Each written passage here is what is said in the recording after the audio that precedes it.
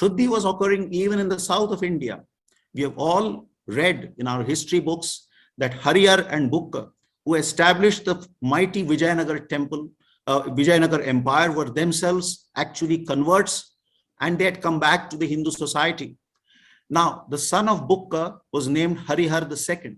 In 1398 to 1399, Harihara II unsuccessfully attacked the Islamic Bahmani king. At that time, because he was not successful in that war, 2,000 Brahmin girls were imprisoned. What does his successor do? King Devaraya. He makes a pact with the Bahmani king.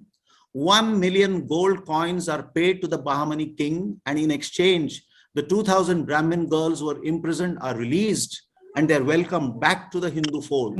If you see Shuddhi in the northernmost corner of our country in Kashmir, in 1505 to 1516, there was a massive jihad that was carried out during the reign of Sultan Fateh Shah under the leadership of his prime minister, Musa Rena. Such was the ferocity of the jihad that 24,000 Hindu families were converted, the temple priests were imprisoned, and land belonging to the Kashmiri Pandits was confiscated.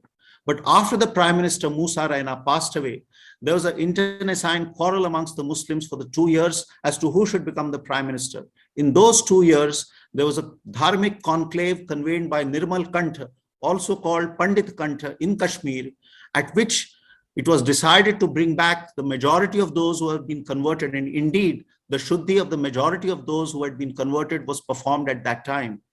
2 years later, in 1518, the jihad was restarted and 800 Hindu leaders were slaughtered.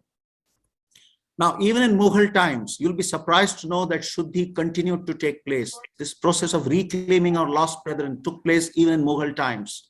So during a tour of Kashmir, Shah Jahan noticed the practice of Muslim girls marrying Hindu youths when he visited towns of Badauri, which is in Himachal Pradesh today, and Bhimbar, which is in Pak-occupied Kashmir today. And when he noticed this practice, obviously he was furious. In 1635, he issued a farman saying that such marriages are unlawful, that the converted girls had to be separated, their husbands had to be fined, but he said that the fine could be remitted if the husbands became Muslims. When Shah Jahan issued this farman in 1635, that the husbands either had to become Muslims or pay the fine, 5,000 Hindu husbands in Badnor, 70 in Gujarat, and 400 in Punjab converted, which means that thousands of such Hindu husbands or Hindu boys had actually married Muslim girls and made them Hindus. Even in the time of Aurangzeb, you'll be surprised to know Shuddhi continued. There's an account of a Hindu who stayed in Hoshiarpur, Punjab, who was converted to Islam. And after spending considerable time in Jalandhar as a Muslim, he underwent Shuddhi in Aurangzeb's time. This is the Aurangzeb's time, 1658 to 1707. Now, when this matter that he had undergone Shuddhi became public, the Hindu was imprisoned by Aurangzeb's men. But in protest, Hindus in Hoshiarpur organized protests. So, which means that Shuddhi enjoyed public support. This is what it means.